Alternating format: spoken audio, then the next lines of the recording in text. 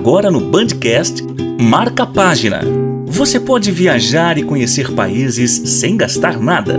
Se adora um romance, você também poderá se apaixonar. Mas, se você precisa de conhecimento, é aqui que você vai encontrar. Marca Página. O Marca Página é tudo isso. Vamos falar de livros e trazer entrevistas exclusivas de escritores. Marca Página. Pega um cafezinho e vamos viver essa história.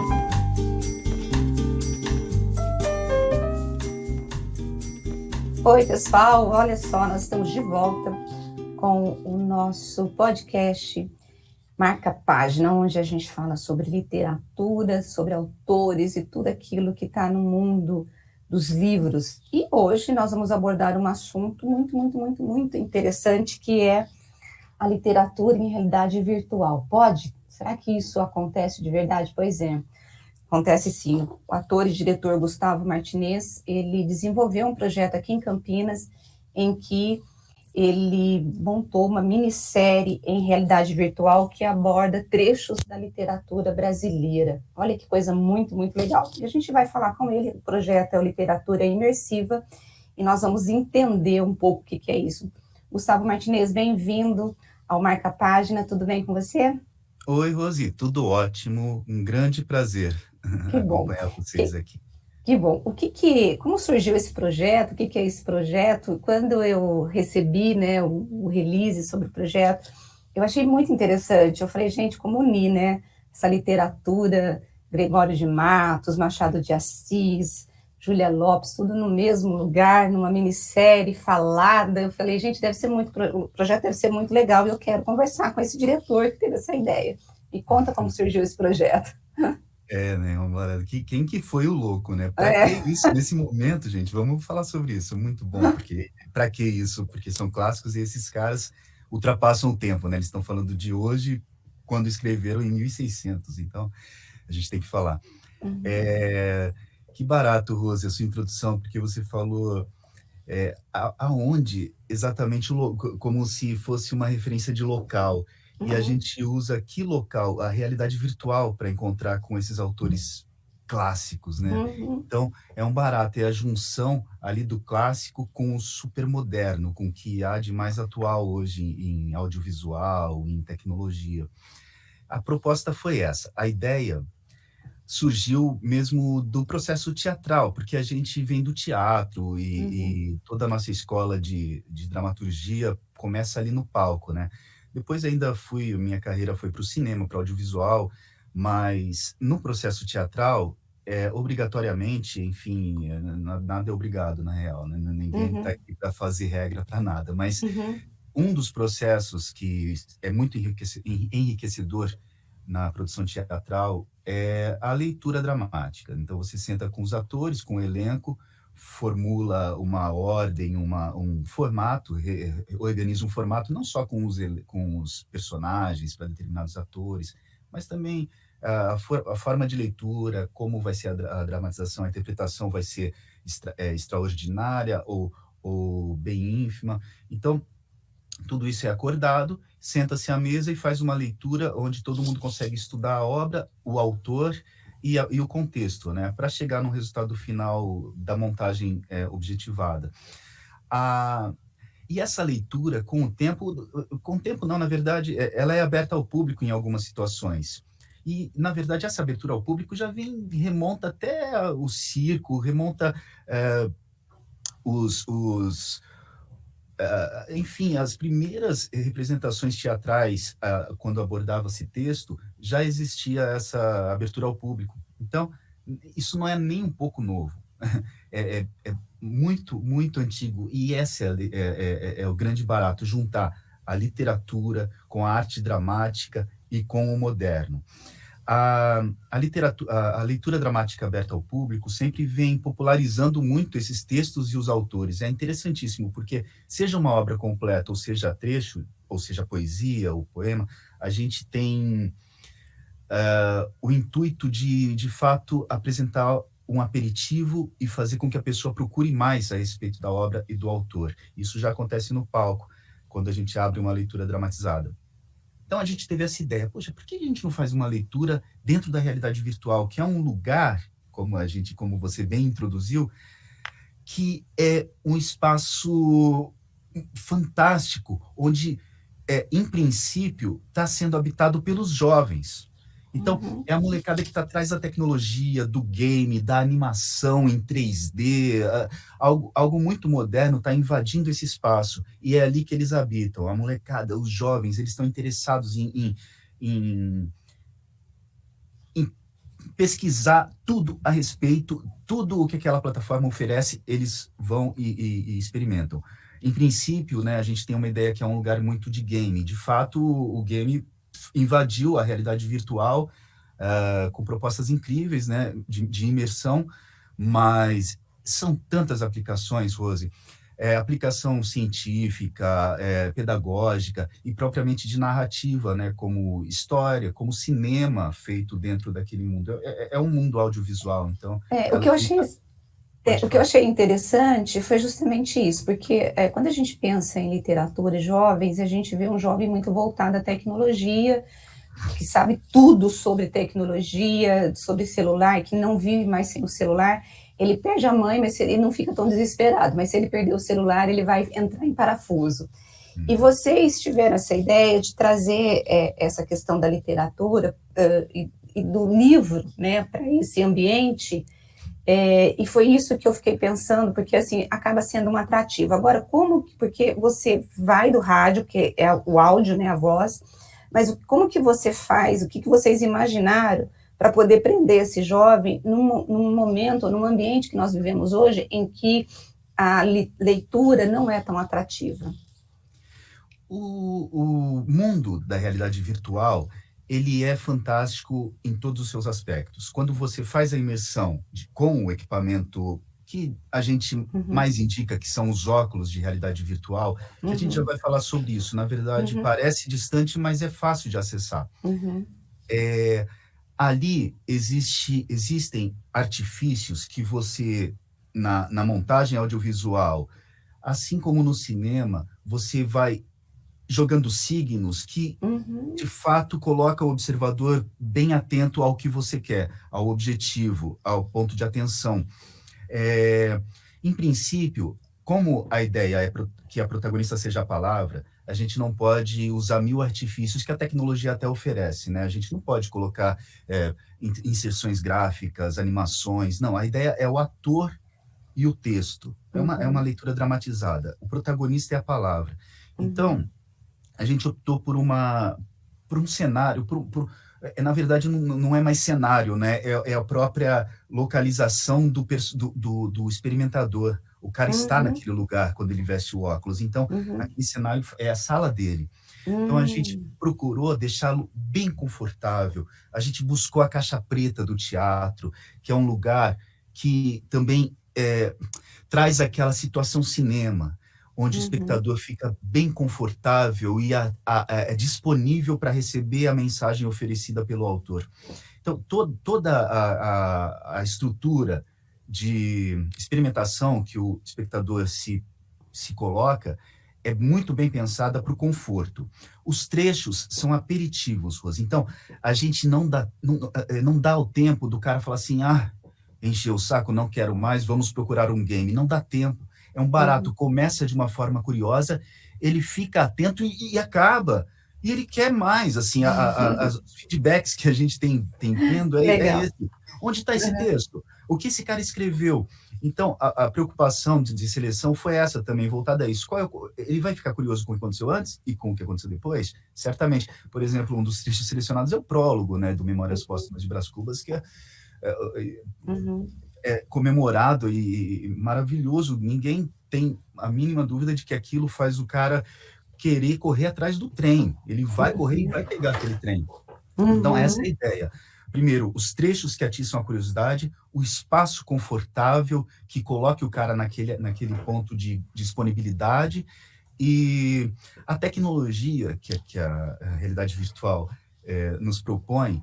A gente pode usar, por exemplo, de algo muito interessante, que é o som. A mixagem dela é diferente, é uma mixagem que o pessoal chama de ambisonics, onde ele faz, de fato, um simulacro da vida real, e, por exemplo, o ponto de emissão do áudio fica no ponto de emissão. Se o espectador ele tem a liberdade do olhar, ele tem autonomia, ele pode observar toda a área 360, todo aquele espaço é montado para ele, de fato, ficar curioso e explorar.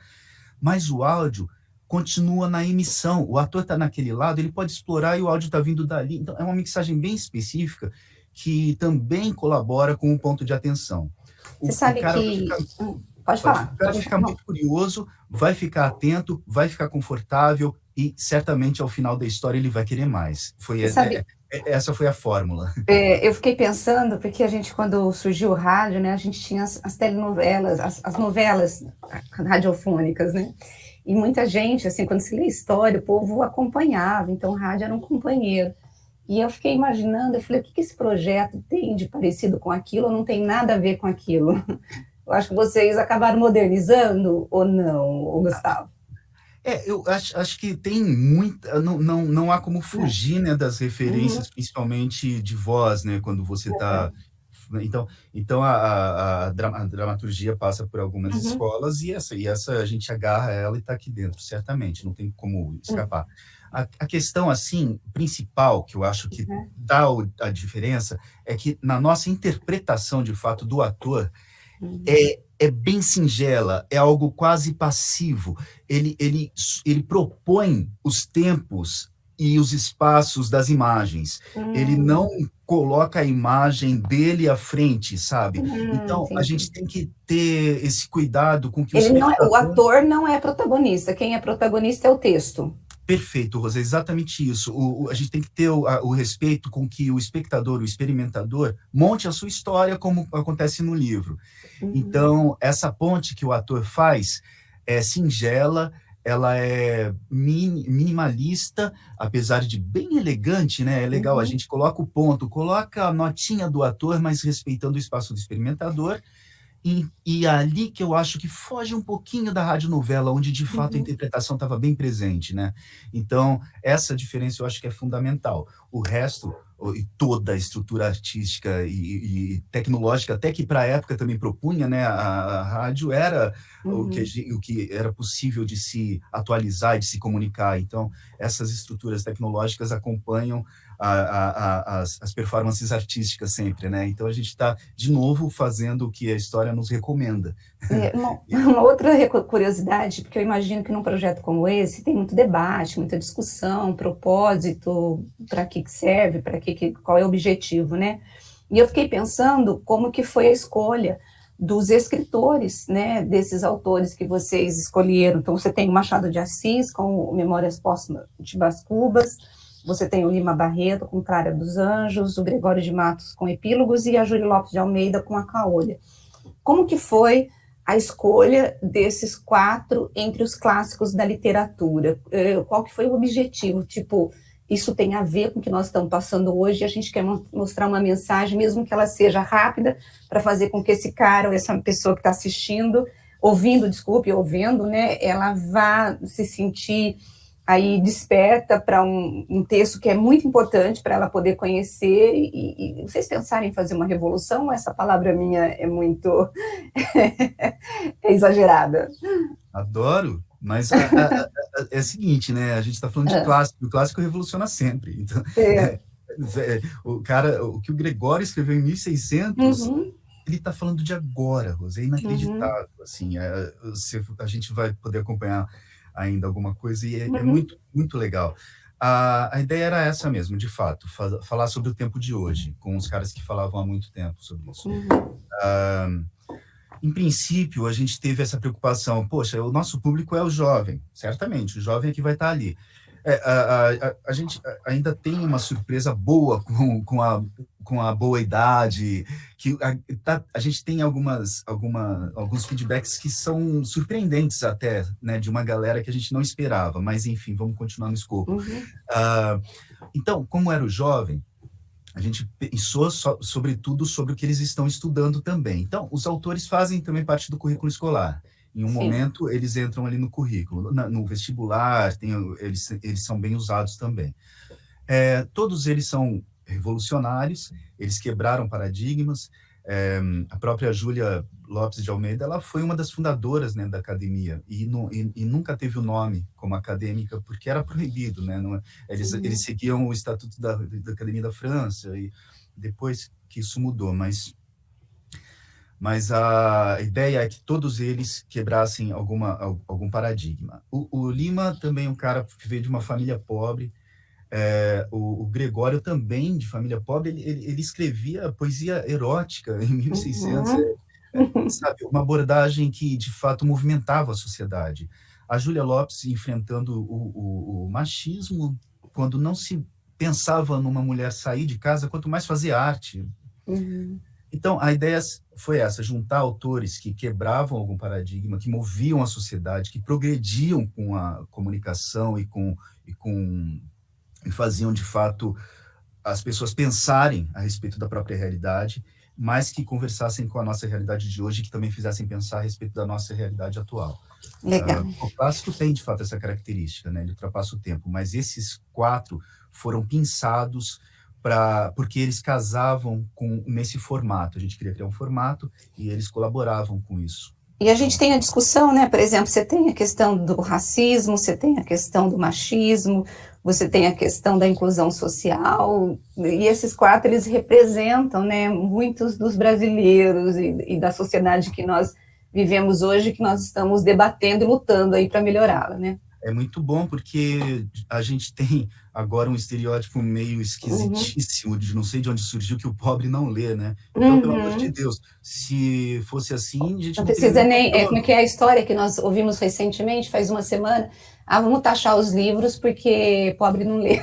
Exatamente. A gente está falando sobre isso agora, e o nosso patrono Machado, nós não teríamos patrono, não teria Machado de Assis se isso fosse real.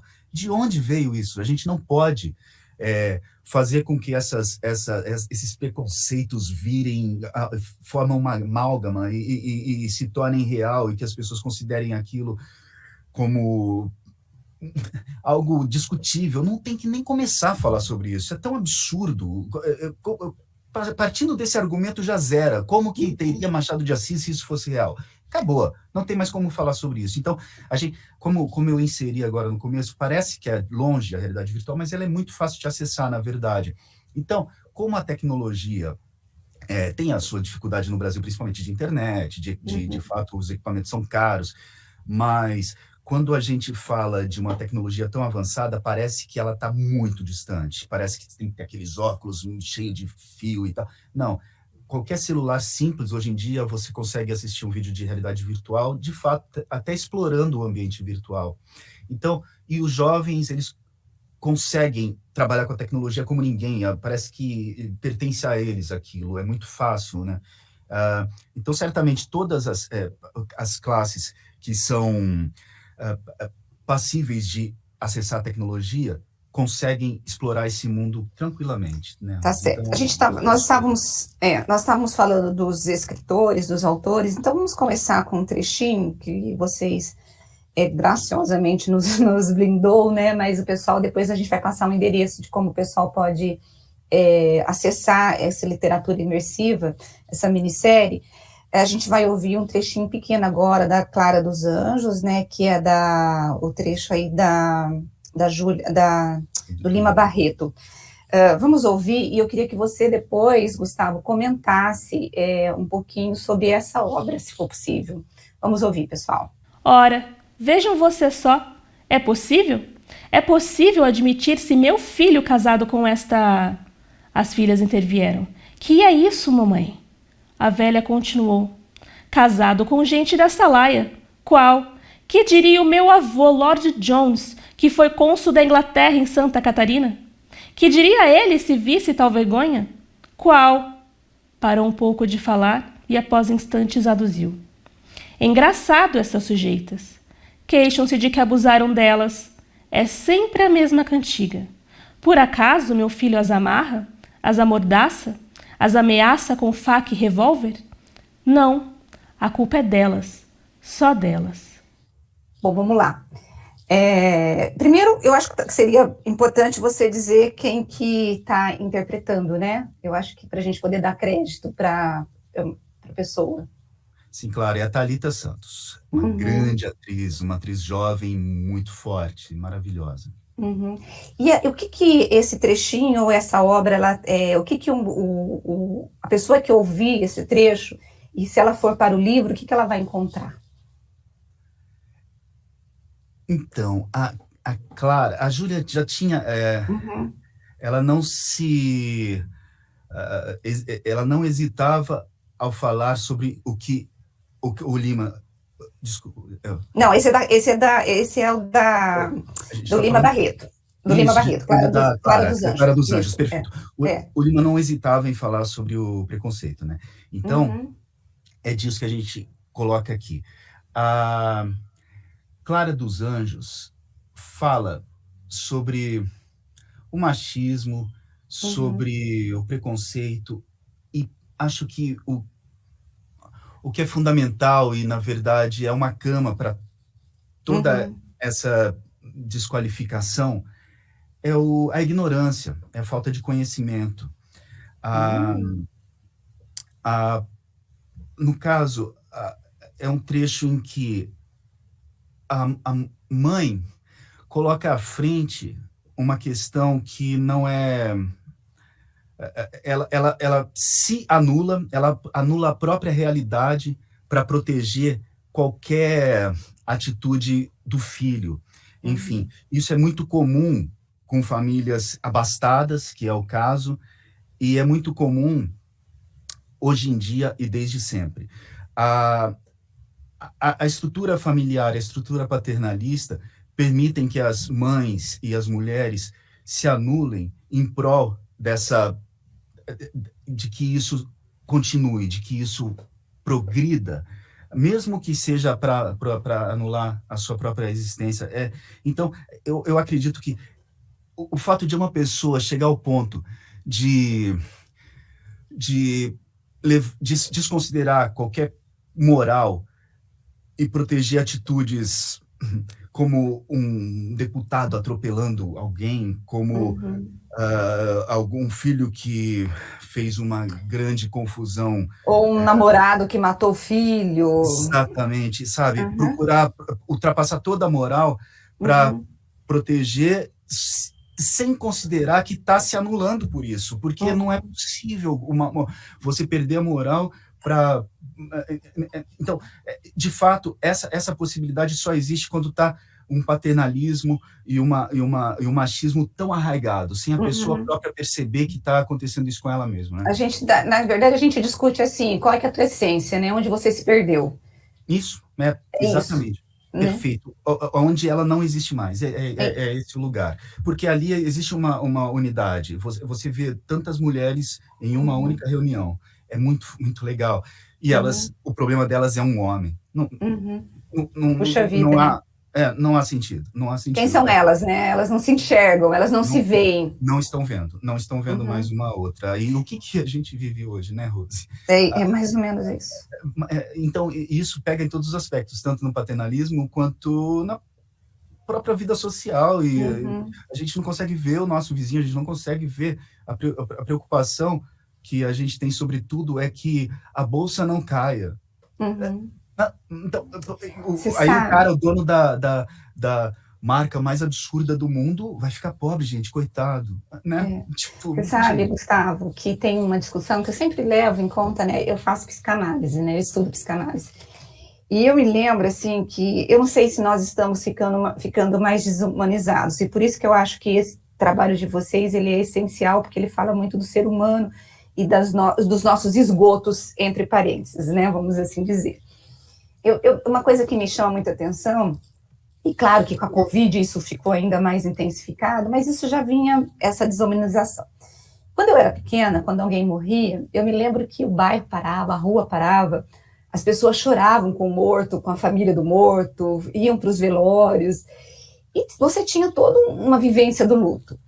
Com a modernidade e com essa coisa da gente ter que fazer 1000 coisas ao mesmo tempo, de sobreviver, do dinheiro que tomou conta da nossa vida e da necessidade de nos realizarmos e de sermos bem-sucedidos, a gente percebe isso nos velórios, porque hoje os velórios as pessoas dão uma passadinha, e quando dão. Então, você não tem mais solidariedade no velório. Então, eu acho que isso representa muito da nossa sociedade. Parece que não tem muito a ver isso que eu estou falando, mas é só para a gente poder mostrar o quanto que esse texto teu, esses textos que vocês escolheram, eles são tão importantes, porque eles mostram o quanto que a gente está nos perdendo enquanto ser humano, sabe? Não sei se você concorda, se você discorda. Concordo plenamente, é incrível como isso vem de encontro até algumas das nossas seleções, que a gente tem ali o prólogo do Memórias Póstumas, né, que é um barato, ele fala sobre o funeral dele, né, o enterro Pois dele. Aí ele comenta em dado momento assim, poxa, então eu fui e foram comigo 11 amigos. 11 amigos. Ele faz uma crítica bem irônica do que a gente vive hoje. Olha lá, olha que louco, tipo, o meu funeral tinha que ter tido pompas, mas que pena, a gente está desumanizado. Ele estava falando isso, olha só. É muito atual. É muito atual. E ainda ele fala, ele justifica, ele fala, não, é verdade que eu não convidei ninguém também, não teve grandes cartas em lugar nenhum, então é por isso que não tem. Quer dizer, até o próprio julgamento de, puxa vida, será que eu não sou tão importante assim? Que sacanagem comigo. Não, eu quero me enganar, e na verdade só não veio por causa disso, assim, só estava chovendo. Ele até fala, estava chovendo. Então... Ele começa a justificar, né, a rejeição, né? Que barato. Eu acredito que é isso mesmo. A gente se desumanizou. Está um processo desse acontecendo, mas por talvez uma desvalorização social, né, uma valorização demais ao capital ou aos bens, colaborou muito com isso, e eu não acho, assim, eu acho que é terrível, uma pequenez, né, a gente está se diminuindo, mas agora que a cultura e os artistas têm espaço fundamental, têm função fundamental e precisam procurar esse espaço, então se a gente estava falando de revolução, então ela vem mesmo agora, cabe bem no nosso assunto, né? Se estão diminuindo esse espaço, a gente precisa de novo abrir. Se vão tentar pisar na gente, então a gente tem que empurrar esse pé, fazer a galera quicar. A arte sempre esteve para incomodar, não é para sentar e se divertir. Então, se eles estão achando que sentar e se divertir é ser paternalista, é ser machista, é esquecer a humanidade, a gente tem que lembrar deles que a gente existe, que o humano existe, que a sensibilidade existe, que a cultura existe, e que a gente tem que se respeitar como ser humano e como pessoas que têm tudo isso dentro da gente. A gente não pode deixar isso embora. Assim, você acha que é possível? Você falou assim, a arte ela precisa existir, né? Eu acompanhei agora nessa crise da Covid que a classe que mais sofreu foi justamente a cultura, né? Então, eu nunca imaginei você tendo aí uma artista buscando uma cesta básica, precisando de uma bolsa, porque vocês foram assim muito atingidos, mas muito atingidos. Você acha que nós teremos um Brasil que um dia vai valorizar a arte de verdade? Porque o que nós temos hoje é uma crítica à Lei Rouanet dizendo que o povo pega dinheiro de forma equivocada do nosso próprio presidente da República, criticando e não valorizando a arte, né? Você acha que nós teremos aí um Brasil em que a arte, de fato, vai ser valorizada, em que a cultura vai ser valorizada e que vocês serão valorizados? Acho que sim. O artista, ele não tem, né, em princípio, o intuito de ser tão agradável ou de ser aplaudido, é uma delícia, de fato, até egoicamente falando, mas a ideia é de fato, transformar e incomodar. É incomodar, né? Hoje, o cara não está considerando o artista um personagem importante, porque a gente tem umas preocupações que falam sobre vida ou morte, né? Então, tem uns espaços de prioridades. O mundo ensinou para a gente grandes tragédias, faz, né, os estados acordarem, e a sociedade como um grupo se valorizar. Talvez o Brasil esteja agora passando pelo seu iluminismo, sabia? Eu não sei. Eu acho que essas tragédias todas podem colaborar para essa valorização posterior. Há alguns anos, daqui a alguns anos, eu acho que isso tudo que está acontecendo hoje vai potencializar, fazer a cultura e a abordagem social ser mais valorizada. Eu acredito que sim, e esse espaço vai ficar imenso e vai ficar fundamental para o brasileiro daqui a pouquinho. As pessoas vão finalmente perceber essa importância. Até agora não aconteceu, mas isso que está acontecendo hoje em dia é o espaço para o Brasil acordar para ser uma sociedade melhor. A sua fala traz esperança, viu? Vamos ouvir agora um trechinho de Epílogos do Gregório de Matos e depois o Gustavo vai comentar um pouquinho da gente sobre esse texto. Vamos ouvir. O açúcar já se acabou? Baixou. E o dinheiro se extinguiu? Subiu. Logo já convalesceu? Morreu. À Bahia aconteceu o que a um doente acontece. Cai na cama, o mal lhe cresce. Baixou, subiu, morreu. A Câmara não acode? Não pode. Pois não tem todo o poder? Não quer. É que o governo a convence? Não vence. Quem haverá que tal pense que uma Câmara tão nobre, por ver-se mísera e pobre, não pode, não quer, não vence? E aí, Gustavo, quem vai ouvir, depois vai chegar no livro, o que ele vai encontrar nesse texto do Gregório de Matos? O poema, o Gregório é um poeta, né? Um cara, e ele, a palavra rebuscada é uma delícia, esse lugar do cara ouvir um texto que tem essa melodia que a gente não está acostumado. É muito, é fantástico, você se prende àquilo. E quando você começa a decifrar os signos e ver o que ele está falando, é hoje. É a mesma coisa. É muito, muito legal. Ele fala da participação fundamental da igreja e de como ela pode atrapalhar. Ele fala da participação fundamental do Estado e como ele atrapalha. Então, não é um texto, não são palavras que a gente encontra todo dia. Isso é uma delícia. Então você fala, que palavra é essa? Que texto é esse? Que conjunção, que conversa entre versos? O que está acontecendo? Aquilo é uma delícia. Aí você abre e entende o resultado, o significado, e vê como que, de fato, a poesia, a estética e os anos, os séculos que se passam, enriquecem tanto o dia de hoje. A gente pode olhar o dia de hoje e colocar ele com muitas flores ou muitos corvos, que esse dia vai ser um dia lá de 1630. Então, a gente pode rebuscar a sociedade, a gente pode simplificar a sociedade, e a gente está falando do mesmo ser humano. Verdade. Com os mesmos problemas. Ai, Gustavo, olha, o papo tá super legal, mas eu vou ter que terminar.